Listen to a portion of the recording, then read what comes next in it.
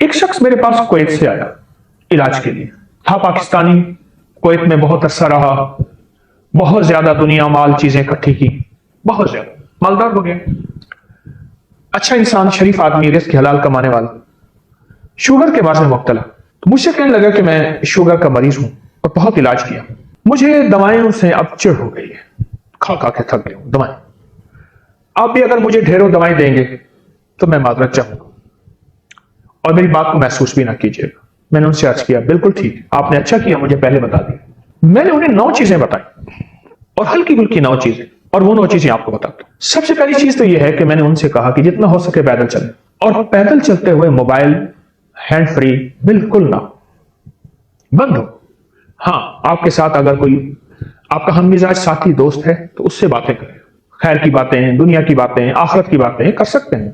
پہلی بات، پیدل چلیں اور چلنا اپنی زندگی کا معمول بنائیں اور اپنی زندگی کی مصروف زندگی میں سے وقت نکالیں۔ 9 چیزیں میں نے آپ کی خدمت میں عرض کی ہیں، کوئی معمول بنا لیں دن کے کسی بھی وقت میں، لازم نہیں اگر آپ کی مصروف زندگی ہے اور مصروف زندگی میں سے وقت نہیں نکلتا تو پھر وقت جو نکلے اس کو استعمال کریں، جو میسر ہو وہی مؤثر ہو۔ دوسری بات میں نے ان سے عرض کی کہ آپ ہنسیں، ہنسنا، اور تیسری چیز کھلے برتن میں پانی پینا۔ دنیا کے بڑے سائنسدان نے کہا کہ میں کھلے برتن مجھے دے دو، میں نے سا اٹھایا ہوا ہے، نبوی برتن ہے، اس کی برکتیں بھی اور ہیں۔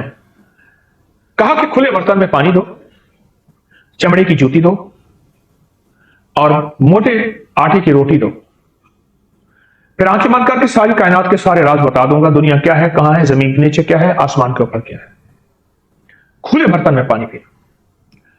آپ نے دیکھا پہلے بہت تنگ گلاس آئے، اب پھر کھلے ہو گئے، چائے کے کپ بہت تنگ آئے، پھر کشادہ ہو گئے۔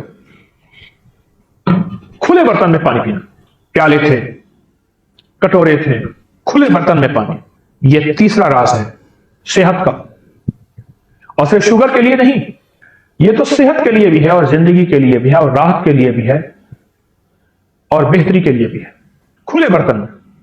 اور تیسری چیز یہ ہے، چوتھی چیز ان سے میں نے عرض کیا کہ باہر کی چیزیں، باہر کے کھانے اور باہر کے مشروبات چھوڑ دیں، باہر کی چیزیں چھوڑ دیں اور سختی سے چھوڑ دیں۔ اور میری بات سن رہے تھے بڑے غور سے، جو شخص میرے پاس کویت سے آئے تھے توجہ سے سن رہے تھے اور وہ نوٹ کرنے لگے۔ میں نے کہا ٹھہرے، میں خود نوٹ کر دیتا ہوں آپ کو، میں ہنٹس لکھ رہا تھا جیسے یہاں لکھ رہا ہوں کہ باہر کے کھانے زندگی کا حصہ نہیں ہے۔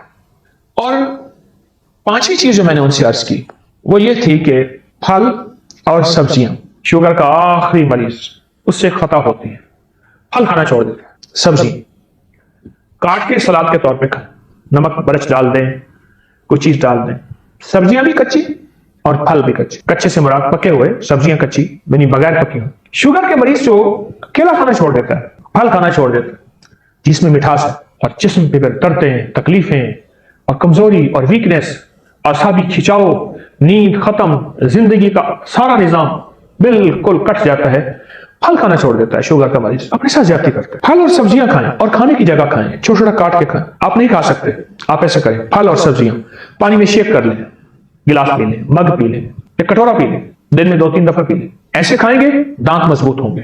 اگر نہیں کھا سکتے، مجبوری ہے، اس کا شیک پی لیں، بہت کمال چیز اور بے مثال چیز ہے۔ پھل کھائیں، سبزیاں کھائیں، یہ وہ چیزیں ہیں فطری، یہ وہ کھانے ہیں فطری جن کو قدرت خود بناتی ہے۔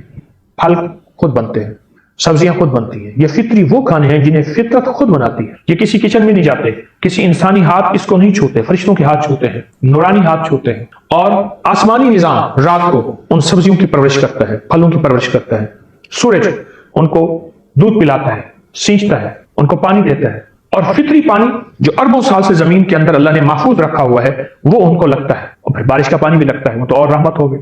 چھوٹی چیزیں، جب سے مصنوعی غذائیں آئی ہیں اور باہر کی غذائیں آئی ہیں، پھل اور سبزیاں بے اوقات ہو گئی ہیں، اور خاص طور پہ کھٹا میٹھا سیب، سستا سا، جو سب سے زیادہ فائدہ مند تھا، اس کی حیثیت ختم ہو گئی ہے۔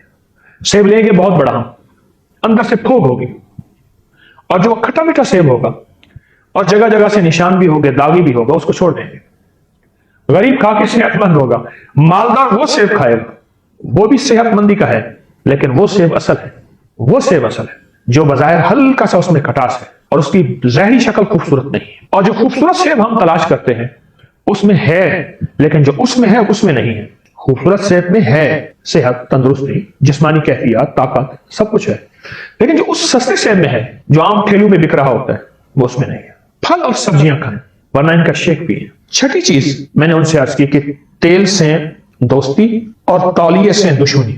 تیل سے دوستی، نہانے کے بعد تولیہ ویسے آپ وضو کریں ویسے کر سکتے ہیں، دشمنی سے مراد یہ نہیں کہ اس کو نہانے کے بعد خاص طور پہ سردی ہے یا گرمی اپنے جسم پہ تیل لگائیں۔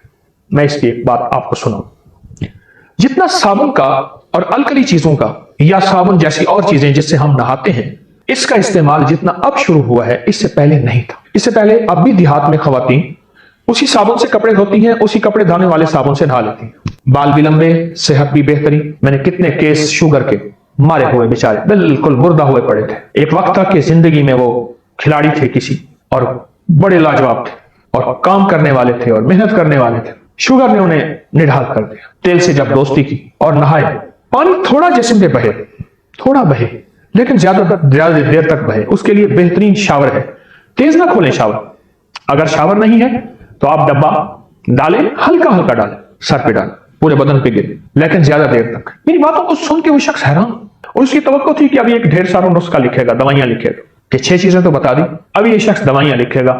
پہلے دوائیوں کا مارا اور ہارا ہوا میں آیا ہوں۔ میں کہ نہیں، دوائیں نہیں ہوں گی، دوائیں نہیں ہوں گی آپ کے لیے انشاءاللہ جو موتی میں چن رہا ہوں اور دے رہا ہوں، آپ دیکھیں تو اسی پھر آپ کو کیا فائدہ ہوگا۔ جو شخص ناخن کاٹے گا، ناخن کاٹنے کے بعد ناخنوں پہ تیل لگا لے، آپ چاہیں تیل ایسے لگا دیں لگا کے، آپ چاہیں تیل کے چند قطرے ایسے ڈالیں، یہ دیکھیں یہ سارے ناخنوں میں تیل لگ گئے، ادھر ڈالیں اور ایسے ایسے کر لیں، یہ سارے کے سارے ناخنوں میں تیل لگ گئے۔ کبھی آنکھوں سے اندھا نہیں ہوگا، نظر کمزور نہیں ہوگی، اعصاب کمزور نہیں ہوگے، چہرے کا حسن شباب نہیں جائے گا اور جھریاں جلدی نہیں آئیں گی، سماعت، کان، جسم اور سب سے بڑی یادداشت لاجواب رہے گی۔